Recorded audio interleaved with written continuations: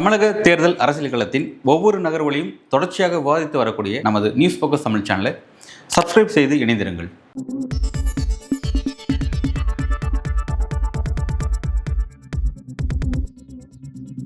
News focus Tamil நேயர்களுக்கு வணக்கம். இன்று நம்மோடு இணைந்திருப்பவர் ஜேர்னலிஸ்ட் அன்பழகன் அவர்கள். வணக்கம். வணக்கம் விஜய். தமிழ்நாடு முதலமைச்சரா முதல் முறை விஜய் அவர்கள் பதவியேற்றிருக்காரு. பதவியேற்ற உடனே தமிழ்தாய் வாழ்த்து 3ஆம் இடத்து தள்ளப்பட்டது சொல்லி பல விமர்சனம் உள்ளாக்கப்பட்டது. அது மூடாவே திமுக அரசின் மீதும் பல குற்றச்சாட்டை முன் வச்சிருக்காரு. எப்படி சார் பாக்குறீங்க? ஃபர்ஸ்ட் புதிய முதல்வராக தேர்ந்தெடுக்கப்பட்டிருக்கக்கூடிய திரு சி ஜோசப் விஜய் அவர்களுக்கு வாழ்த்துக்களை சொல்லிக்கணும். முதல்வர் அவர்களுக்கு வாழ்த்துக்கள். புதிய முதல்வர் கிட்டத்தட்ட 5 நாட்கள் இழுபறிக்கு பிறகு ஒரு அங்க அசம்பிளி அப்படிங்கிற பிரச்சனையிலிருந்து ஒரு 5 நாட்கள் இழுபறிக்கு பிறகுதான் இந்த விஷயம் முடிவுக்கு வந்திருக்கு. புதிய முதல்வர் நமக்கு கிடைச்சிட்டாங்க. வாழ்த்துக்கள். முதல் நாளே அந்த பதவியேற்பு விழாவில் நடந்த கான்ட்ரவர்சியா இந்த விஷயத்தை குறிப்பிடுறீங்க. இந்த தமிழ் தாய் வாழ்த்து 3ஆவது இடத்துக்கு போயிடுச்சு அப்படின்ற குற்றச்சாட்டு. எஸ், உணர்வுபூர்வமாக பார்த்தா அது எல்லாருக்குமே, எல்லா தமிழர்களுக்குமே ஒரு பிரச்சனை தான். எஸ், இது நடந்திருக்க கூடாது அப்படிங்கிறத எதிர்பார்க்குறோம். திமுக கண்டிச்சாங்க, இடதுசாரிகள் கண்டிச்சாங்க, விஜய்க்கு ஆதரவு தரக்கூடிய இடதுசாரிகள் கண்டிச்சாங்க, விஜய்க்கு ஆதரவு தரக்கூடிய விசிக கண்டிச்சாங்க. இந்த மாதிரி எல்லாரும் கண்டிச்சாங்க. எஸ், ஒரு முக்கியமான பிரச்சனை தான் இது. நீண்ட காலமே ஒரு பிரச்சனை போயிட்டு இருக்கு தமிழ்நாட்டில். குறிப்பாக ஸ்டாலின் தலைமையில் திமுக அரசு அமைஞ்சதுக்கு அப்புறம் இந்த பாடல் விஷயங்கள் அப்படிங்கிற மாதிரியான ஒரு கான்ட்ரவர்சி போக ஆரம்பிச்சிருச்சு. அந்த கான்ட்ரவர்சி முற்றுப்புள்ளி வைக்கும் விதமாக தான் ஸ்டாலின் கவர்மெண்ட் ஒரு அரசாணையை வெளியிட்டாங்க. இந்த மாதிரி அரசு நிகழ்ச்சிகள் எப்படி நடைபெறணும் அப்படிங்கிறதுல ஃபர்ஸ்ட் தமிழ் தாய் வாழ்த்து நிகழ்ச்சி முடியும் பொழுது நாட்டு பொண்ணோடு முடிக்கணும் அப்படிங்கிற மாதிரியான அந்த விஷயத்தை அதை ஃப்ரேம் பண்ணி முடிச்சிட்டாங்க. ஆனால் நேற்று தினம் அந்த மாதிரி நடக்கல. அது வழக்கத்து மாற ஃபர்ஸ்ட் தேசிய பாடலான வந்தே மாதத்தை ஆரம்பிக்குது. அப்புறம் தேசிய கீதம் இசைக்கப்படுது. இறுதியாக தான் தமிழ் தாய் வாழ்த்து பாடப்படுது. ஸோ அடிப்படையில் இது ஒரு பெரிய சிக்கலுக்குள்ளான விஷயம் மாறிடுச்சு. இதை ஏன் இங்கே ஆரம்பிக்குது, ஏன் இது போகுது அப்படின்னா, ஏற்கனவே நமக்கு தமிழ் தாய் வாழ்த்து ஃபர்ஸ்டா இல்லை நாட்டுப்பண் ஃபர்ஸ்ட் அப்படின்ற கான்ட்ரவர்சி போயிட்டு இருக்கும்போது இந்த ஆண்டு பிப்ரவரி மாதம் நினைக்கிறேன் மத்திய உள்துறை அமைச்சர் புதிய நடைமுறை கொண்டு வந்தார். தேசிய பாடலான வந்தே மாதரத்தை நீங்க பாடணும், ஃபுல்லா பாடணும். அது எங்கெங்க பாடணும், குடியரசுத் தலைவரும் கவர்னரும் அவங்க இடம்பெறக்கூடிய அந்த அரசு நிகழ்ச்சியில கட்டாயமா இப்படிதான் பாடணும் அப்படின்னு மாதிரியான ஒரு விதியை கொண்டு வந்தாங்க. அது பெரிய விவாதத்துக்குள்ளாச்சு. காங்கிரஸ் கடுமையாக அதை எதிர்த்தாங்க. இந்திய கூட்டணி பயங்கரமாக எதிர்த்தாங்க. ஃபர்ஸ்ட் நீங்க அப்படி ஒரு விஷயத்தை கட்டாயப்படுத்த முடியாது. ஒன்று. ரெண்டாவது அதுல பார்த்தீங்கன்னா இஸ்லாமியர்களை, நாட்டினுடைய குடிமக்கள் இருக்கக்கூடிய இஸ்லாமியர்களை சிறுமைப்படுத்துற மாதிரியான அந்த பாடல் அதில் இடம்பெற்றிருக்கு அப்படிங்கிறதும். ரெண்டாவது, அது விடுதலை காலகட்டத்தில் இயற்றப்பட்ட அந்த பாடல், வெஸ்ட் பெங்கால் இயற்றப்பட்ட ஆனந்த மடம் நாவலுடைய இருக்கக்கூடிய முக்கியமான பாடல் இது. அதுல பன்முறை காலத்தில் போற்றக்கூடிய வகையில் அந்த பாடலாம் அமையப்பட்டிருக்கு. ஸோ அதெல்லாம் அப்படி பாடக்கூடாதுன்னு சொல்லிட்டு கடந்த கால இந்திய கவர்மெண்ட் அதை பாடணும்னா இப்படிதான் பாடணும், இதை மட்டும் விட்டுட்டு மற்றதை டெலீட் பண்ணணும் அப்படின்ற மாதிரியான விஷயத்த சொன்னாங்க. ஸோ இப்போ அதை கான்ட்ரவர்சி கிளப்புறதுக்காக தான் மத்திய பாஜக அரசு ஒரு பிரச்சனை கிளப்பிவிட்டாங்க. நேற்று தினம் அந்த மாதிரி தான் அந்த நிகழ்ச்சி பாடப்பட்டிருக்கு. பெரிய விஷயம் தான். எஸ், எல்லாருமே உணர்வுபூர்வமாக இருக்கக்கூடிய எல்லாருமே அதை கண்டிச்சிருக்காங்க. பிரச்சனை கிளம்பியிருக்கு. ஆனால் தாவேக தரப்புல விளக்கம் கொடுக்கப்பட்டிருக்கு. அமைச்சர் ஆதவ அர்ஜுனா அவர்கள் என்ன குறிப்பிடார் அப்படின்னா, இது எதிர்பாராதமாக நடந்துருச்சு, இது எங்களோட நோக்கம் கிடையாது, எங்களுக்கு தமிழ் தாய் பிரதானப்படுத்த எங்களோட முக்கியமான விஷயம், அது அன்பார்ச்சுனேட்டாக நடந்துருச்சு, இனிமேல் நடக்காது அப்படின்னு சொல்லிட்டாங்க. ஸோ அதோட அதை முடிச்சுக்கலாம்னு நினைக்கிறேன். அதை தாண்டி அதில் போக வேண்டாம். ஏன்னா அதை தாண்டி நிறைய பேச வேண்டிய சப்ஜெக்ட்ஸ் நிறைய இருக்கு. இதை தாண்டி நமக்கு டிஸ்கஸ் பண்ண வேண்டிய பிரச்சனைகள் இருக்கு. அந்த பிரச்சனைக்கு வரணும்னு நினைக்கிறேன். ஃபர்ஸ்ட் அவர் பதவியேற்று கையெழுத்தெல்லாம் போட்டார். ஃபர்ஸ்ட் இந்த பெண்களை பாதுகாத்து சிங்கப்படை உருவாக்குற விஷயம், அதே மாதிரி 200 இலவச மின்சாரம் அப்படிங்கிற அந்த விஷயங்கள், அதெல்லாம் வரவேற்கத்தக்க விஷயமா இருக்கு. Yes, okay. ஆனா அதெல்லாம் தாண்டி இன்னொரு விஷயம் சொல்லியிருக்காருன்னா, கடந்த ஆட்சியில் மிகப்பெரிய அளவில் கடன் வாங்கியிருக்காங்க. கடன் வாங்கி திவாலாகிட்டாங்க தமிழ்நாடு அரசு. ஸோ கிட்டத்தட்ட 10 லட்சம் கோடி கடன் ஏற்படுத்தி வச்சுட்டு போயிருக்காங்க. அதெல்லாம் அதை பார்க்கணும். அதை அரசு இந்த கருவூலத்தை தொடர்ச்சி எடுத்துட்டு போயிட்டாங்க. கஜானா கம்ப்ளீட்டாக காலி பண்ணிட்டாங்க அப்படின்ற மாதிரியான ஒரு சீரியஸான குற்றச்சாட்டுலாம் முன் வைக்கிறாரு. நான் வெள்ளை அறிக்கை வெளியிட போறேன், அதுக்கப்புறம் தான் என்னோட நடவடிக்கை இருக்கும், எனக்கு கொஞ்சம் டைம் கொடுங்க, என்னோட வாக்குறுதியை நிறைவேற்ற எனக்கு கொஞ்சம் டைம் கொடுங்க அப்படின்ற மாதிரி கேட்கிறாரு. இந்த வெள்ளை அறிக்கை வெளியிறதா யாருக்கும் எந்த பிரச்சனை இல்லை. கடந்த காலத்தில் திமுக அரசு பதவி இருக்கும் பொழுது 2021 பதவி இருக்கும்போது அன்றைய நிதியமைச்சர் பிடிஆர் அவர்கள் ஃபர்ஸ்ட் வெள்ளை அறிக்கை வெளியிட்டு தான் அரசே ஆரம்பிச்சாங்க. ஏன்னா 10 வருஷம் அதிமுக அரசு. கிட்டத்தட்ட 2011 திமுக தோற்கடிக்கப்பட்டு அதிமுக ஆட்சிக்கு வரும் பொழுது 2011 சொல்றேன், அப்ப தமிழ்நாட்டுடைய ஒட்டுமொத்த கடன் 1.5 லட்சம் கோடி இருந்துச்சு. அப்ப அந்த 10 வருஷம் முடிவு பார்த்தீங்கன்னா, எடப்பாடி பழனிசாமி அந்த டென்யூர் முடிஞ்சு ஸ்டாலின் கவர்மெண்ட் வரும்போது அப்ப தமிழ்நாட்டோட கடன் கிட்டத்தட்ட 4.5 லட்சம் கோடி 5 லட்சம் கோடியும். அப்ப அந்த 10 வருஷத்துல மட்டும் கிட்டத்தட்ட 4 லட்சம் கோடி, அது ஆல்மோஸ்ட் 3 லட்சம் கோடி கடன் ஏற்படுத்திட்டாங்க. இது தமிழ்நாடு 50 வருஷமா கடன் பெற்றது 1.5 லட்சம் கோடி தான். ஆனா அந்த 10 வருஷத்துல மட்டும் இவங்க எக்ஸ்ட்ரா ஒரு 3 லட்சம் கோடி கடன் ஏற்படுத்திட்டாங்க. பெரிய விமர்சனமா திமுக முன் வச்சாங்க. இப்போ இந்த 5 வருஷத்துல இவங்க என்ன பண்ணிருக்காங்கன்னா, அதை டபுள் டைமா ஆத்திருக்காங்க அப்படிங்கிறது முக்கியமான குற்றச்சாட்டு அப்படிங்கிறது விஷயம். இதுல என்னன்னா, விஜய் அவர்கள் என்ன சொல்றாரு, பெரிய அளவில் கடன் ஏற்பட்டிருக்குங்கிறது விஷயம் வேற. ஆனா கஜானா தொடர்ச்சி எடுத்துட்டு போயிட்டாங்கன்னு சொல்றது சீரியஸான குற்றச்சாட்டு. அது ஏன் அவர் சொல்றாரு அப்படின்னா, அவர் இன்றைக்கு முதல்வர், அவர் இதுக்கு முன்பு தாவேக தலைவராக இருக்கும் பொழுது, இதுக்கு முன்பு முதல்வராக இல்லாத பொழுது அவர் ஒரு பக்குவப்படாத அரசியல்வாதி மாதிரி பேசிட்டு இருந்தார். அது என்ன பேசினார் அப்படின்னா, ஸ்டாலின் டாக்ஸ்னு ஒன்று இருக்கு, மேடையில் பேசணும். ஸ்டாலின் டேக்ஸ் ஒன்று இருக்கு, கவர்மெண்ட் நடத்தக்கூடியவங்களுக்கு ஃபண்டு அவங்களே எடுத்துக்கிறது, கவர்மெண்ட் ஃபண்டு அப்படிங்கிற மாதிரி. அது வந்து 30% வந்து டேக்ஸ் போகுது, ஸ்டாலினுக்கு 20% போகுது, அமைச்சர்களுக்கு 10% போகுதுலாம் சொல்லி எந்த விதமான புள்ளி வரமும் எந்த விதமான டேட்டாவும் இல்லாமல் வந்து போகிற போக்கில் வந்து ஏதோ ஒருத்தன் பேசிட்டு போனான் அப்படிங்கிற மாதிரி பேசிட்டு போனார். ஸோ இப்போ என்னன்னா அதுக்கு வலு சேர்க்க விதமாக தான் அவர் இந்த குற்றச்சாட்டு முன் வைக்கிறார் நான் நினைக்கிறேன். கஜானா தொடர்ச்சி எடுத்துட்டு போயிட்டாங்க அப்படிங்கிறது என்னன்னா, நாம அன்னைக்கு ஒரு விமர்சனம் வச்சுமே அதுக்கு ஆதாரம் வேணுங்கிறதுக்காக அவர் இன்னைக்கு பேசின மாதிரி நான் பார்க்குறேன். ஏன் அப்படின்னா, வெள்ளை அறிக்கை நீங்க வெளியிடுங்க, தப்பு இல்லை, எஸ் அது உங்க கடமை, நீங்க வெளியிடுங்க, கரெக்ட். திமுக அரசு நிர்வாக ரீதியாக நிதி ரீதியான முறைகேடு செஞ்சிருந்தா அதை அமலப்படுத்த வேண்டியது எஸ் நல்ல விஷயம், தப்பே இல்லை. ஆனா நீங்க இந்த வெள்ளை அறிக்கைங்கிறது இவங்க தான் வந்து இந்த தமிழ்நாட்டோட கரண்ட் சினாரியோ என்ன, தமிழ்நாட்டுடைய கரண்ட் ஃபினான்ஸ் சினாரியோ என்ன அப்படிங்கிறத கடந்த பிப்ரவரி மாதம் இடைக்கால பட்ஜெட்ல அவங்க சொல்லிட்டாங்க. கிளியர், நீங்க பாத்தீங்க அந்த பட்ஜெட்ல அவங்க கிளியரா சொல்லிட்டாங்க. தமிழ்நாட்டில் 10 லட்சம் கோடி கடன் ஏற்பட்டிருக்கு, அந்த கடன் வந்து எந்தெந்த வரம்புக்குள்ள இருக்கு அப்படிங்கிறது அவங்க எல்லாத்தையும் சொல்லிட்டாங்க. அப்ப அதே தான் நீங்களும் சொல்றீங்க. 10 லட்சம் கோடிக்கு ஸ்டாலின் சொன்ன அதே வார்த்தையை, முன்னாள் முதல்வர் ஸ்டாலின் சொன்ன அதே வார்த்தையை தற்போதைய முதல்வர் விஜய் ஏன் அவர் சொல்றாருன்னு கேள்வி. நீங்க புதுசா எதுவுமே சொல்லலையே, அதான் ஏற்கனவே அவங்க சொல்லிட்டு தானே போயிட்டாங்க, அவங்களே வெளிப்படுத்திட்டாங்க இதுதான் நிலைமை இருக்குன்னு சொல்லி காமிச்சிட்டு போயிட்டாங்க. இப்போ நீங்க அதையே எடுத்துக்கிட்டு இதை வச்சுக்கிட்டு எனக்கு வாக்குறுதி டைம் கொடுங்கன்னு கேட்கறீங்களே, இது தவறான நடவடிக்கை. எந்த அரசு பொறுப்பேற்றாலும் அதுதான் சொல்லுவேன். ஏன்னா உடனே அவங்க திட்டங்களை செய்ய முடியாது, கொஞ்சம் காலக்கெடு கொடுங்கிறது எல்லா அரசும் பதவியேற்கும் சொல்லக்கூடிய விஷயம் தானே. இல்லைங்க, இவர் வந்து தமிழ்நாட்டோட நிதி நிலைமை ரொம்ப மோசமா இருக்குங்கிறது நல்லாவே தெரியும். 10 லட்சம் கடன் கொடின்னு இருக்கிறது அன்றைய முதல்வர் ஸ்டாலின் அவர்கள் ஓப்பனா டிக்ளேர் பண்றாரு, சட்டமன்றத்தில் அதை எல்லாத்தையும் டிரான்ஸ்ஃபர்ஸா வெளியே வைக்கிறாரு. அதை வச்சதுக்கு அப்புறம் தான் இவர் என்ன பண்றாரு, நான் வந்து மாதத்துக்கு 6 இலவச சிலிண்டர் கொடுக்க போறேன், பெண்களுக்கு தமிழ்நாடு முழுவதும் இலவச பயணம். இது நகர்ப்புறங்களை, அதாவது நீங்க மாவட்டத்தில் நீங்க இந்த ஸ்மால் பஸ்ஸோ இல்லை ஒயிட் போர்டு பஸ்ஸோ அது கிடையாது, நீங்க எங்க போனாலும் பெண்களுக்கு கம்ப்ளீட்டா இலவச பயணம் அப்படின்றது இவர் அறிவிச்சாரு. அப்புறம் தாய்மாமன் சிறு, பிறகு வந்து அண்ணன் சிறு, அந்த சிறு, இந்த சிறுன்னு ஏதோ அடிச்சாரு, இவர் அடிச்சு விட்டாரு. அதெல்லாம் ரொம்ப அவரை போட்ட கடன் வந்து பாத்தீங்கன்னா தமிழ்நாட்டுடைய ஆண்டு பட்ஜெட் 3 லட்சம் கோடி. ஆனா அவர் போட்டிருக்கிற பட்ஜெட் பாத்தீங்கன்னா கிட்டத்தட்ட ஒரு ஆண்டுக்கு மட்டுமே கிட்டத்தட்ட 5 லட்சம் கோடிக்கு மேல போகுது. அது பலர் 10 லட்சம் கோடின்னு குறிப்பிடறாங்க, தெரியல. ஆனா பெரிய அமௌண்ட், தமிழ்நாட்டோட பட்ஜெட் தாண்டின அமௌண்ட். அதுக்கான ஃபண்ட் எங்க? இப்ப மாதாந்திர பெண்களுக்கான அந்த உரிமை தொகையா திமுக அரசு 1000 ரூபாய் கொடுக்கறதுக்கு கஷ்டப்பட்டாங்க. கிட்டத்தட்ட 2 வருஷம் கொடுக்கவே இல்லை. ஆட்சிக்கு வரும்னு சொன்னாங்க, நாங்க அதை செய்வோம்னு சொன்னாங்க. ஆனா 2 வருஷம் கழிச்சு அமல்படுத்தினாங்க. ஏன்னா அதுக்கு வந்து அந்த மாசம் அந்த அமௌண்ட்டுக்காக தொகைங்கிறது இருக்கு பாத்தீங்களா, கிட்டத்தட்ட 24 லட்சம் கோடி நினைக்கிறேன். ஆனா அதுல அவங்க கிரைட்டீரியா ஃபிக்ஸ் பண்ணிட்டாங்க, தகுதி உள்ள பெண்கள் சொல்லி சில விஷயத்த ஃப்ரீஸ் பண்ணி தான் அது வந்து சில விஷயத்த எல்லாருக்கும் கொடுக்காம செலக்ட் பண்ணி தான் கொடுத்தாங்க. அது மொத்தமா கொடுத்துருந்தா கிட்டத்தட்ட வந்து அவங்களுக்கு வந்து வருஷத்துக்கு 25 லட்சம் கோடி 24 லட்சம் கோடி தேவைப்பட்டிருக்கும். அது கிட்டத்தட்ட 3 துறையினுடைய பராமரிப்பு தொகை, குடிநீர் வடிகால் துறை உள்ளிட்ட மற்ற நிர்வாகத்துறைக்கு உள்ளிட்ட 3 துறைக்கு செலவு இவங்க வந்து பெண்களுக்கான ஸ்கீம் அறிவிச்சாங்க. அப்ப அந்த துறைக்கான ஃபண்ட் என்னன்ற ஒரு கேள்வி இருக்குல்ல. ஸோ பெரிய நிதி சிக்கல் இருக்கு, அதை கஷ்டப்பட்டு தான் அவங்க தெரியாது சொல்லிட்டோமே அப்படின்னு தான் அவங்க அறிவிச்சாங்க. ஆனா அதையும் தாண்டி ஸ்டாலின் அவர்கள் ஏன் 2000 அறிவிச்சு தெரியுமா மறுபடியும் அவங்க வாக்குறுதி வரும்போது? ஏன்னா எடப்பாடி பழனிசாமி நெருக்கடி ஏற்படுத்துறாரு. நான் ஆட்சிக்கு வந்து அது 2000 தரேன்னு சொன்னால இவங்க வேற வழியெல்லாம் 2000 தள்ள போறாங்க. இப்ப இவர் என்ன பண்ணாரு, அவங்க 2000 நான் 500 சேர்த்து தரேன் 2500ன்றாரு. ஸோ எல்லாரும் சேர்ந்து வந்து டிராஸ்டிக்கா பெரிய பிரச்சனையை ஏற்படுத்தி வச்சிட்டாங்க. நம்ம திமுக பண்ணது சரின்னு சொல்ல, அதே தப்பு தான். ஆனா அது வந்து ஒரு சரியான மாடல்னு சொல்லிட்டு அதை இந்தியா ஃபுல்லா பின்பற்ற ஆரம்பிச்சிட்டாங்க. அது அதுக்கு மேல தப்பு. சரி, ஓகே, என்ன பண்ண போறாங்கன்னு தெரியல, நம்ம பார்ப்போம் அதை. ஸோ இப்போ வந்து இந்த விஷயத்துல என்னன்னா, இவர் எல்லா நிதி சிக்கல் எல்லா விஷயம் தெரிஞ்சே தான் வந்து அவ்வளவு அதிகபட்சமான வாக்குறுதி கொடுத்திருக்காரு. ஏன்னா இவர் இவ்வளவு பெரிய வெற்றி அடைஞ்சதுக்கு, பெண்களுடைய வாக்குகள் இவரை நோக்கி திருமணத்துக்கு, இது எல்லாமே ஒரு முக்கிய காரணம். நீங்க நினைச்சு பாருங்க, கிராமத்தில் இருக்கிற மக்களுக்கு 6 சிலிண்டர்னா அவங்களுக்கு பெரிய விஷயம். பயன்படுத்தி மற்ற அவங்க விற்றவங்க ஏதாவது காசு ஏதாவது வருமானத்தை ஈட்டிப்பாங்க. நிறைய விஷயத்த நீங்க ஏகப்பட்டதை அடிச்சு விட்டுருக்கீங்க. மோதிரம் போறது, பட்டுச்சேலை எடுத்து கொடுக்கறது, அது இதுன்னு இதெல்லாம் வந்து பெண்கள்கிட்ட ரொம்ப ஒரு மாதிரியான ஒரு மாயை கொண்டு போயிருக்கு. இதெல்லாம் நீங்க பேசிருக்க கூடாது. நிதி சிக்கல்லாம் உங்களுக்கு தெரிஞ்சிருக்கு, நல்லாவே தெரிஞ்சிருக்கு, நீங்க பேசிருக்க கூடாது. இப்போ வந்து டைம் கேட்கறதுங்கிறது மக்களை ஏமாத்தக்கூடிய விஷயம். அதை ஸ்டாலின் அவர்களும் கிளியரா விஜய் அவர்கள் அந்த வார்த்தை, அதாவது முதல்வர் விஜய் சொன்ன அந்த வார்த்தைக்கு உடனே டக்குன்னு முன்னாள் முதல்வர் ஸ்டாலின் வந்து டக்குன்னு அந்த மறு ஸ்டேட்மெண்ட் கொடுத்துட்டாரு. உங்களுக்கு மனம் இல்லைன்னு சொல்லுங்க, கொடுக்க மனம் இல்லைன்னு சொல்லுங்க. நிர்வாகத்திறனும் மனம் இருந்தால் கட்டாயமா இதை கொடுக்கலாம். கடன்கிறது அளவுக்கு உட்பட்டு தான் இருக்கு. நமக்கு வந்து கடன் வாங்கக்கூடிய அளவு என்னவோ அந்த அளவுக்கு உட்பட்டு தான் கடன் வாங்கியிருக்கோம். நாங்கள் அதை தாண்டி வாங்கலைங்கிறத சொல்லிட்டாங்க. நீங்க வந்து மக்களை வந்து திசை திருப்பாதீங்க, இந்த ஸ்கீம்ஸ்ல கொடுக்கறதுல திசை திருப்பாதீங்க. இன்னொரு முக்கியமான விஷயத்த சொல்லியிருக்காங்க. நாங்க இந்த இடத்துக்கு வரும்பொழுது அன்னைக்கு நிறைய நிதி சிக்கல் இருந்துச்சு, வெள்ளம் வந்துச்சு, கொரோனா காலகட்டமாக இருந்துச்சு. 2வது மத்திய அரசு வந்து எங்களுக்கு ஃபண்ட்ஸ் கொடுக்காம நிறைய எங்களை வந்து டிஸ்கிரிமினேஷன் பண்ணாங்க, எங்களுக்கு நிறைய நெருக்கடி ஏற்படுத்தினாங்க. அது எல்லாத்தையும் தாண்டி அந்த நிலைமையை எப்படி கையாளுவதுன்றதை நாங்கள் நுணுக்கமாக கற்றுக்கிட்டோம். நீங்களும் கற்றுப்பி நான் எதிர்பார்க்கங்கிறார் ஸ்டாலின். நல்லா என்ன சொல்றாருன்னா, உங்களை வந்து ரொம்ப உங்களை விமர்சனம் பண்ணல, அந்த சிக்கலை எதிர்பார்த்து நாங்கள் கற்றுக்கிட்டோம். இது திமுக 60 ஆண்டு கால கட்சி திமுக, அதுவே இந்த சிக்கலை கற்றுக்கிட்டாங்களா போனவரை.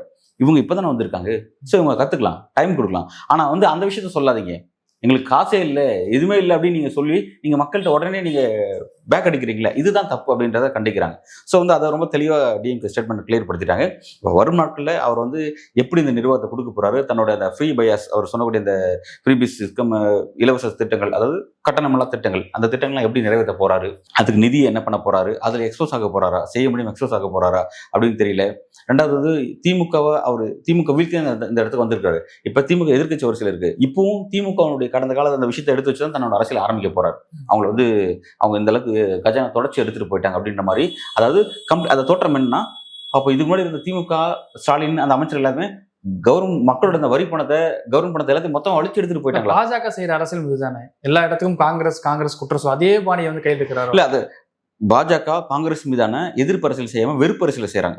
விஜய் தலைவர் திருமாவளவன் வந்து அன்றைக்கே குறிப்பிட்டார், அதாவது திமுக எதிர்ப்பு அரசியல் விஜய் கையில் எடுக்கல, திமுக வெறுப்பு அரசியல் கையில் எடுத்திருக்காரு அப்படின்னு சொன்னாரு. அதுல அவர் வெற்றியும் பெற்றுட்டார். தேர்தலில் அந்த நெரேட்டிவை வெற்றிகரமாக மக்கள்கிட்ட கொண்டு போயிட்டு அதுல வெற்றியும் பெற்று அவர் வந்து இன்னைக்கு முதல்வர் ஆயிட்டாரு. ஸோ இப்பவும் வந்து அங்கதான் அந்த அரசியல் ஆரம்பிக்கிறாரு. அது அது அது ஒரு செகண்ட் பார்ட் கூட வச்சுக்கலாம். அடுத்த ஒரு முக்கியமான டச் பண்றாரு, அது ரொம்ப கவனிக்க வேண்டிய விஷயம். என்னோட ஆட்சி வந்து வெளிப்படைத்தன்மையா இருக்கும், இதுல ஒரே ஒரு பவர் சென்டர் நான் மட்டும் தான் சொல்லிட்டாரு. ஸோ வந்து இது வந்து திமுகவுக்கு வந்து பெரிய அடி. திமுக வந்து ஒரு அடி அடிச்சு தான் ஆரம்பிக்கிறார். அதாவது திமுகவுடைய ஆட்சி பிரிவில் வந்து அந்த 5 ஆண்டு ஆட்சி பிரிவில் வந்து 4 பவர் சென்டர் இருந்துச்சுன்னு சொல்லிட்டு அன்றைய எதிர்க்கட்சி தலைவர் எடப்பாடி பழனிசாமி குறிப்பிட்டாரு. ஸ்டாலின் ஒரு பவர் சென்டர், டெபுட்டி சிஎம் இருந்த உதயநிதி ஸ்டாலின் ஒரு பவர் சென்டர், பிறகு ஸ்டாலின் அவர்களுடைய மருமகன் சபரீசன் அவர் ஒரு பவர் சென்டர், பிறகு ஸ்டாலின் அவருடைய மனைவி திரு துர்கா ஸ்டாலின் அவர்கள் அவங்க ஒரு பவர் சென்டர், இந்த மாதிரி 4 பவர் சென்டர் இருக்கு அப்படிங்கறத அவர் எக்ஸ்போஸ் பண்ணாரு. தேர்தல் பிரச்சாரத்தை பல இடத்துல அவர் பேசினாரு. ஸோ இப்போ விஜய் அதை தான் கேள்வி எடுக்கிறாரு, என்னோட ஆட்சியில் அது இருக்காது, நான் மட்டும் தான் பவர் சென்டர், நான் மட்டும் தான் அப்படிங்கிறாரு. இது லிட்டரலா வந்து ஜெயலலிதா ஸ்டைலான அரசியல்.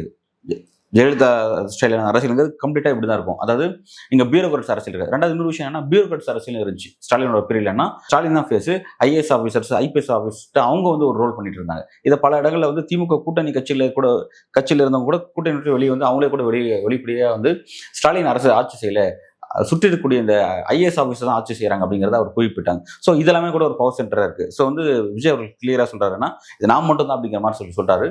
ஆனா அது நல்ல விஷயம், பாராட்டத்தக்க விஷயம். ஆனா இவரும் வழக்கம் போல, அதாவது முந்தைய ஆட்சியில வந்து அவங்க ஸ்டாலின் கடந்த விமர்சனம் மாதிரி ஆட்சி அதிகாரத்தை வந்து பியூரோக்ராட்ஸ்ட்டை கொடுத்துடக்கூடாது அப்படிங்கிறத நம்ம எல்லாரும் எதிர்பார்க்குறது. ஏன்னா மக்கள் தெரிஞ்சதுங்கிறது விஜய்க்கு தான் வாக்களிச்சாங்க தவிர ஐஏஎஸ் ஆஃபீஸருக்கு மக்கள் வாக்களிக்கல. அந்த மாதிரி இது போயிடக்கூடாது. அந்த விஷயத்தை அவர் எப்படி கோர்ஸ் கரெக்ஷன்ஸ் பண்ண போறாரு அப்படிங்கிறத நம்ம வரும் நாட்களில் கவனிச்சு பார்க்க வேண்டியதா இருக்கு. கூடுதல் விஜய் அவர்கள் கூட 9 அமைச்சர்கள் வந்து பதவியேற்றிருக்காங்க. 9 அமைச்சர் பட்டியல் எப்படி பாக்குறீங்க? 9 அமைச்சர்கள் அப்படிங்கிறது வெளிப்படை தெரிஞ்ச விஷயம். ஆல்மோஸ்ட் அவர் யார், அதுல இன்ட்ரெஸ்டிங்கான விஷயம்னா வந்து சிவகங்கையில் இருக்கக்கூடிய சிவகாசி எம்எல்ஏ கீர்த்தனா, யங் பெண்மணி, அவங்க வந்து பதவியேற்றிருக்குங்கிறது முக்கியமான விஷயம். அந்த மாதிரி இன்னும் சில விஷயங்கள்லாம் வந்துட்டு இருக்கு. ரெண்டாவது பிராமணர் வந்து மந்திரி சபைக்குள்ள வந்திருக்காங்க, அது முக்கியமான விஷயம். வெங்கட்ராமன் வந்திருக்காங்க. ஜெயலலிதா காலகட்டத்தில் ஜெயலலிதாவே ஒரு பிராமண பெண்மணி, அதெல்லாம் அவங்க அந்த இடத்துல இருந்தாங்க. மற்ற அமைச்சர்கள் யாருக்கும் அந்த ஸ்பேஸ் கிடைக்கல. அதே மாதிரி கலைஞர் காலகட்டத்தில் அவங்க அந்த பிராமண எதிர்ப்பு, அதாவது பிராமண ஆதிக்கத்தை எதிர்ப்பு, பிராமின் டாமினேஷன், பிராமின் சுப்ரமசி எதிர்த்து அந்த அரசியலை அவங்க கொண்டு வந்தாங்க. ஸோ அதனால வந்து அந்த அமைச்சர்கள் அது இருக்காது.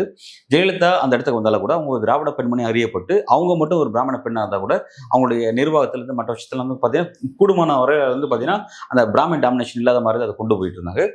விஜய் வந்திருக்கிறதுனால என்னன்னா, அவர் வந்து ஆல்மோஸ்ட் வந்து 2-3 பிராமின் கேண்டிடேட்ஸ்க்கு அவர் சீட்டு கொடுத்துருக்காரு நினைக்கிறேன். 2-3 பிராமின் எம்எல்ஏக்கள் இருக்கான்னு நான் நினைக்கிறேன். வெளிப்படையாக வந்து ஒரு அமைச்சர் கொடுத்தாரு, பள்ளிக்கல்வித்துறை நினைக்கிறேன். அவர் மேபி வெங்கட்ராமன் பள்ளிக்கல்வித்துறை அமைச்சராக இருக்காரு.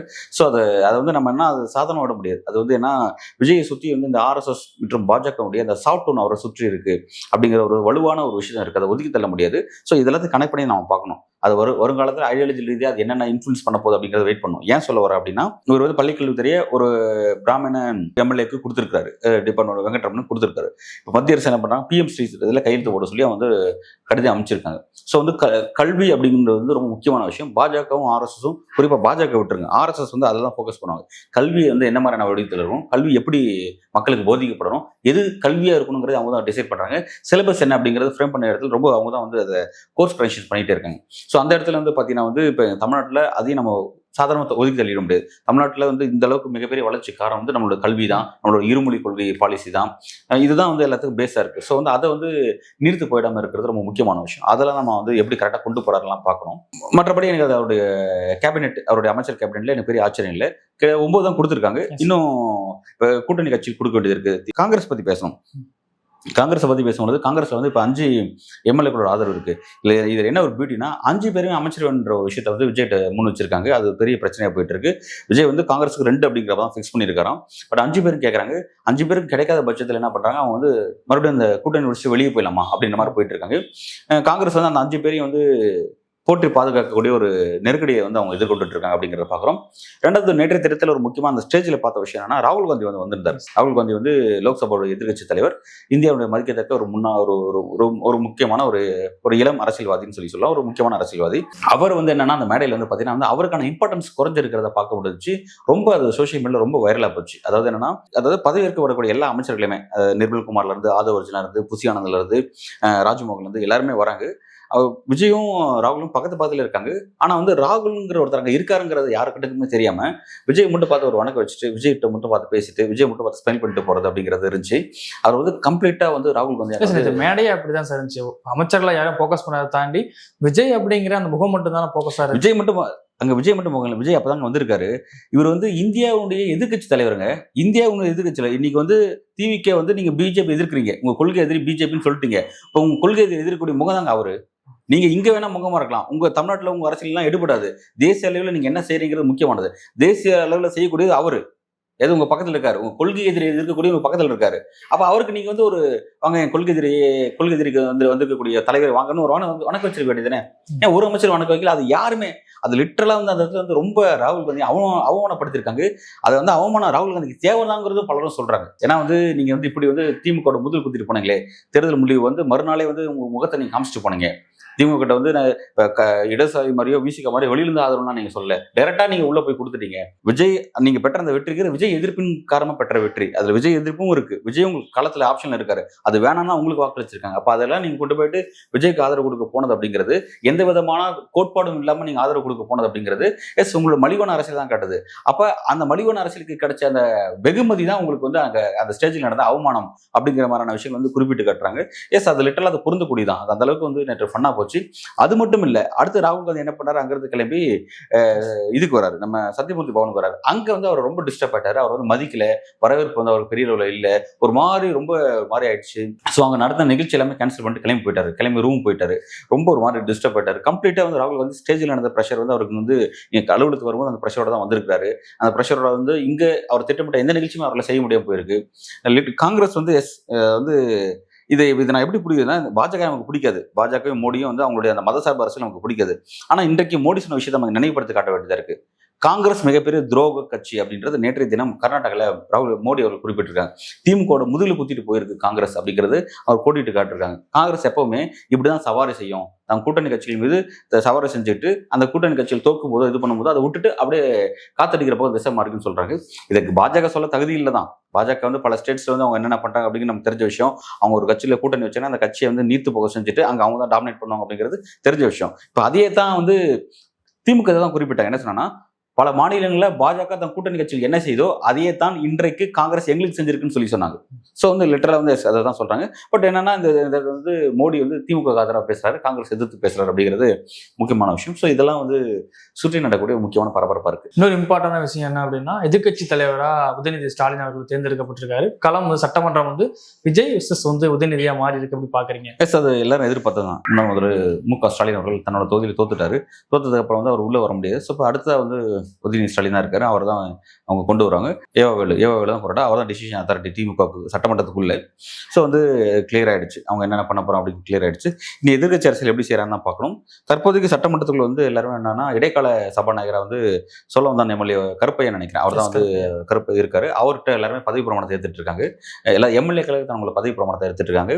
இது இன்னைக்கு நாளைக்கு நடக்கும்னு நினைக்கிறேன். மேபி இன்னைக்கே முடிஞ்சாலும் வாய்ப்பு இருக்கு. முடிஞ்சிருச்சு அப்படின்னா நாளை தினம் வந்து பார்த்தீங்கன்னா அடுத்ததான் வந்து ஃப்ளோர் டெஸ்ட் நோக்கி நகருவாங்க. ஏன்னா ஆளுநர் உத்தரவு ஒன்று போட்டிருக்காரு, உங்களுடைய பெரும்பான்மை எனக்கு நிரூபிங்க, ஃப்ளோர் டெஸ்ட்ல நிரூபிங்கன்னு சொல்லி கேட்டிருக்காரு. ஸோ வந்து அடுத்து அதை நோக்கி தான் நகரும். அதுக்கு முன்னாடி வந்து சபாநாயகர் எலெக்ஷன் நடக்கும். பர்மனன்ட் சபாநாயகர் நியமிக்கப்படுவார். பர்மனன்ட் சபாநாயகர் யாருன்னு தெரியல, அறிவிப்பாங்க நினைக்கிறேன், டிவிக்கு அறிவிப்பாங்க. அதை எதிர்த்து திமுக கேண்டிடேட் போட மாட்டான்னு நான் எதிர்பார்க்குறேன். போட வாய்ப்பில்லை நான் எதிர்பார்க்குறேன். மேபி போட்டாங்கன்னா அது இன்ட்ரெஸ்டிங் டைமென்ஷனாக இருக்க போது.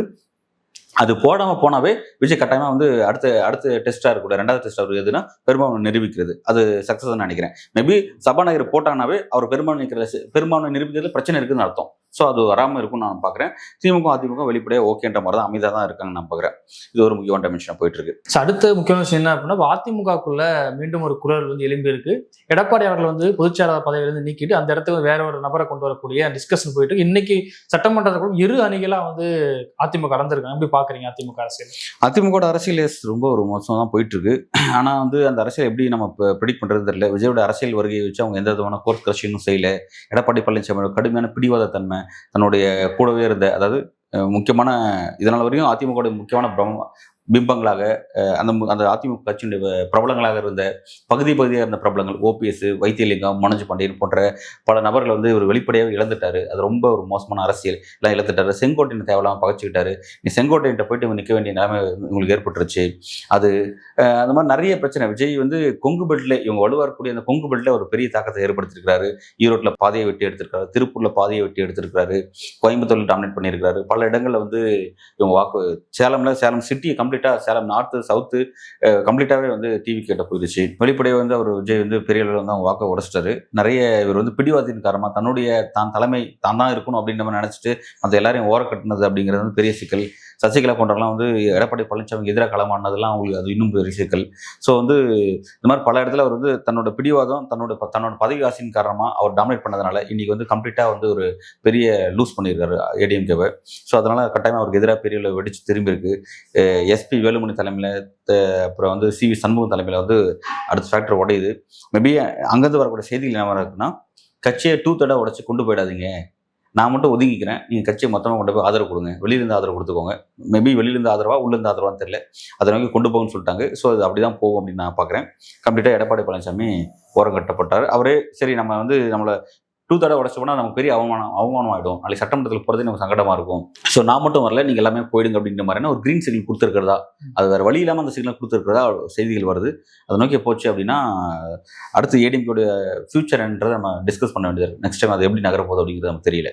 குறிப்பாக அதிமுக பொறுத்த வரைக்கும் பல ஆண்டுகளாக வந்து என்டிஏ கூட்டணியிலேருந்து பயணிக்கிறாங்க. ஒருவேளை அதிமுக உடஞ்சி விஜய் கூட வந்தால் ஏற்றுப்பாரா என்டிஏ கூட்டணி? என்டிஏ கூட வந்து பல ஆண்டுகளாக பயணிக்கல. அவங்க மக்களவை தேர்தல் தனியாக தான் இன்னும் இப்போ கிளம்பிட்டாங்க. இப்போ அதுக்கப்புறம் தான் வந்து மறுபடியும் என்டிஏல இணைஞ்சாங்க.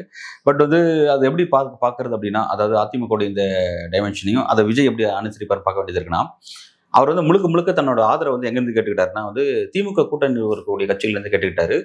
Congress, CPM, CBI, Visika, IUML, இங்கேருந்து அவர் தன்னோட ஆதரவு கேட்குறாரு. ஸோ வந்து என்னன்னா, எனக்கு ஒரு மதச்சார்பற்ற அணிலேருந்து எனக்கு ஆதரவு வேணும், அது மதச்சார்பு கொண்ட என்டிஏலேருந்து வேண்டாம் அப்படிங்கிற மாதிரியான ஒரு பிம்பத்தை ஏற்படுத்துறாரு. அதனால தான் வந்து திரும்ப இங்கேருந்தே எடுக்கிறாரு. அதில் திமுக வீழ்த்தணும்னு நினைக்கிறார். திமுகலாம் அப்படி பலவீனப்படுத்த முடியாது. ஏன்னா அவங்க தெளிவாக இருக்காங்க. நாங்கள் திமுக கூட்டணி தொடரும், இந்த ஆட்சிக்கு ஆதரவு தான் தெரிவிக்கிறோம் அப்படிங்கிறது கிளியராக சொல்லிட்டாங்க. ஸோ அந்த வகையில் வந்து அதை வீழ்த்தலாம் அவரால் முடியாது. அது தெளிவாக இருக்காங்க அவங்க. ஆனால் அவர் தோற்றத்தை என்ன ஏற்படுத்துறாருன்னா, எனக்கு வந்து இங்கேருந்து ஆதரவு மதச்சார்பு கொண்ட அணியிலிருந்து எனக்கு ஆதரவு வேணாம்னு நினைக்கிறாரு. ஆனால் இது போலியான தோற்றம். விஜய் ஏற்படுத்திய அந்த போலியான தோற்றங்கிறது அம்பலப்பட்டுருச்சு. எப்படின்னா டிடிவி தினகரன் அம்பலப்படுத்திட்டார். என்னுடைய ஒரு எம்எல்ஏ காமராஜ் மன்னார்குடி எம்எல்ஏ இருக்காரு, அவரை வந்து இவங்க என்ன பண்றாங்க, ஃபேக்கா வந்து அவர்கிட்ட ஒரு ஆதரவு கடிதம் எடுத்துக்கிட்டு கவர்மெண்ட்டை போய் கொடுத்துருக்காங்க. அது அவர் கொடுத்த ஆதரவு கடிதமே கிடையாது, அது ஃபேக்காக ரெடி பண்ணி கொண்டு போயிருக்காங்க. இந்த அளவுக்கு மோசமான ஒரு அரசியல் வந்து இது எப்படி ஒரு தூய்மையான அரசியல் கொடுக்க முடியும்? விஜய் இவரே ஒரு தீய சக்தியா இருக்காரு, ஒரு ஊழல் சக்தியா தான் இருக்காரு, எப்படி இதை அவர் செய்ய முடியும் அப்படின்னு கேட்கிறாரு. ஸோ அப்போ வந்து டிடிவி தினகரனுக்கு வந்து இந்த குக்கர் சின்னத்தில் ஒரு எம்எல்ஏ கிடைச்சிருக்காங்கன்னா அது வந்து என்டிஏல இருந்து கிடைச்சது தான் அது. ஸோ இப்போ என்டிஏல இருந்து டிடிவி தினகரனுடைய எம்எல்ஏ நான் நினைக்கக்கூடியவங்க அது வந்து விஜய் அதிமுக வேணும்னு நினைக்க மாட்டாங்களா என்ன? அதிமுக வந்து கிடைச்சதுன்னு வைங்களேன், இந்த ஆட்சி கம்ப்ளீட்டா அடுத்த 5 வருஷத்துக்கு ரன் ஆகும். இப்ப இருக்கிற பேட்டர்ல ரன் ஆகாது. இது வந்து கிட்டத்தட்ட ஒரு 6 மாசம் தான் வச்சுக்கலாம். 6 மாசம் வரைக்கும் போகும் கூட டவுட் இருக்கு. ஏன்னா ஒவ்வொரு நாளும் ஒவ்வொரு பிரச்சனையில் கிளம்பும் போது நிச்சயமா விஜய் வந்து ஒரு ஆசிட் டெஸ்ட் வந்து அவருக்கு இருந்துட்டே இருக்கு. இடதுசாரிகளும் இப்போ நேற்று தினமே அந்த வந்தே மாதம் பாடலுக்காக பெரிய பிரச்சனை கிளம்பிச்சு பாத்தீங்களா? ஸோ அந்த மாதிரி தான் வந்து ஒவ்வொரு நாளும் பிரச்சனை இருக்கு. இவங்களோட அரசியல் வந்து கோர் அரசியல் வந்து பிஜேபி எதிர்ப்பு வலுவா இருப்பாங்க. அந்த அரசியல் விஜயால ஒருபோதும் எடுக்கவே முடியாது அவரால். அவர் அது ஃபர்ஸ்ட் அதுல தெளிவு கிடையாது, அதை பத்தின ஒரு புரிதல் கிடையாது, அவர் அதை செய்ய மாட்டார். புரிஞ்சுக்க முடியுது. அவர் கவர்மெண்ட் தான் ரன் பண்ண பார்ப்பார், ஓகே. ஆனா விஜய்க்கு இந்த ஆட்சியை 5 வருஷத்தை ரன் பண்ணோம் அப்படின்னா அதுக்கு இவங்க சரியான பாட்டம் இருக்க மாட்டாங்க. ஏடிஎம்கேல இருந்து வர பாட்டம் தான் வந்து இந்த ஆட்சியை வந்து திரும்ப எலெக்ஷன் நோக்கி நகராம 5 வருஷத்துக்கு கொண்டு போக சரியா இருக்கும். விஜய் அதை நோக்கி தான் நகராரு நான் பாக்குறேன். அவர் வெளியில அந்த தோட்டத்தை காட்டுறாரு, ஆனா அதை நோக்கி தான் நகராரு. ஏன் சொல்ல வரேன் அப்படின்னா, இருக்கிற அரசியல் எல்லாமே வந்து விஜய்க்கு தெரிஞ்ச நடக்குன்ற டவுட் இருக்கு. இந்த அமமுக எம்எல்ஏ இருக்காங்க பாத்தீங்களா, இந்த எம்எல்ஏ கைப்பற்றின விஷயத்துல விஜய் ரொம்ப டிஸ்டர்ப் ஆயிட்டாரு. இந்த வேலை ஏன் செஞ்சு சொல்லி கடிச்சுட்டாராம். விஜய் ஃபேஸ் வேலையா இருக்காரு, அவரை சுத்தி பல அரசியல் நடந்துட்டு இருக்கு. அவங்க தான் இந்த அரசியலை இயக்கிட்டு இருக்காங்க. இந்த அஞ்சு நாள்ல விஜய் எந்த விதமான குற்றச்சாட்டுக்கு பதிலளிக்காமலே இருந்தார். தனக்கு ஆளுநர் அரசியல் சரியா தெரியுது, ஆளுநர் கண்டிக்க மாட்டாங்க. டிவிக்கு கண்டிக்க மாட்டா, விஜயம் கண்டிக்க மாட்டாங்க. சரி, நான் ஆளுநர் கண்டிக்கல விட்டுருங்க. அடுத்து வந்து கோயிலேஷன் பார்ட்னர்கிட்ட வந்து வெளிப்படை நீங்க போய் கேட்க வேண்டியதானே, திருமாவளவன் டைரக்டா நீங்களே போக வேண்டியதானே, கிளம்பி நீங்களே அவர் வீட்டுக்கு வந்து அவர் அலுவலகத்துக்கு வந்து அவர்கிட்ட பேசி ஆதரவு கேட்க வேண்டியதானே. இவர் எதுவுமே செய்ய மாட்டார், இல்லை ஆட்களை அனுப்பிச்சு வைக்கிறார். இவர் எந்த விஷயத்துமே வந்து டைரக்டா இனிஷியேட் பண்ணவே மாட்டேங்கிறார். தன்னை சுத்தி வரக்கூடிய எல்லா கான்ஸ்பிரசியருக்கும் அமைதியே மெயின்டைன் பண்றாரு. ஸோ கோவம் யாரு மேல திரும்புதுன்னா, இவர் கூப்பிட்டு வராம இருக்க அந்த கட்சியின் மீது திரும்புது. ஃபர்ஸ்ட் இவர் கூப்பிடுற முறையே நாகரிகமாகவும் இதுவாகவும் இல்லையே, வெளிப்படையே வரணும், இவர் இறங்கி வராம வந்து அப்படியே மேலே உட்காந்துட்டு இருக்காரு. ஸோ வந்து அவர் ஒரு பெரிய சிக்கலான ஒரு அரசியல் தான் செஞ்சிருக்காரு நம்ம பார்க்குறேன். ஸோ இப்போ இந்த இடத்துல வந்து என்னன்னா வந்து கம் டு த பாயிண்ட் வரும்பொழுது, அவருக்கு வந்து இந்த ஆட்சி கம்ப்ளீட்டாக ரன் பண்ணுறதுக்கு அதிமுகலேருந்து வரதான் சரியா இருக்கும் அப்படிங்கிற மாதிரி தோற்றத்தை தெரியுது. ஏன்னா அது மட்டும் சரியா இருக்குன்ற மாதிரி நம்மளும் புரிஞ்சுக்க முடியுது. அது சரி தப்புன்னு கூட நம்ம அந்த விஷயத்தை நம்ம வந்து ஆர்கியூ பண்ண விரும்பல. அது காரணம் என்னன்னா, இடதுசாரிகளை வச்சு ரன் பண்ணுறது அவருக்கு பெரிய நெருக்கடி இருக்கு. அது அங்கேருந்து வரும்போது தான் அவர் அதுக்கும் தயாராக தான் இருக்கார். விஜயோட சிம்டம்ஸ் அவர் காட்டுற அந்த சிக்னல்ங்கிறது, எஸ் நீங்க வாங்க, நான் உங்களை ஏற்று ரன் பண்ண தயாராக இருக்கேன் அப்படின்னு மாதிரியான ஒரு தோற்றத்தை காட்டுறாரு. மேபி அதை நோக்கி தான் நகரும் அப்படின்னு நான் பார்க்குறேன். ஓகே சார், இவ்வளவு நேரம் நிகழ்வில் கலந்து கொண்டு பல்வேறு கருத்துக்களை நமக்கு நன்றி சார். நன்றி.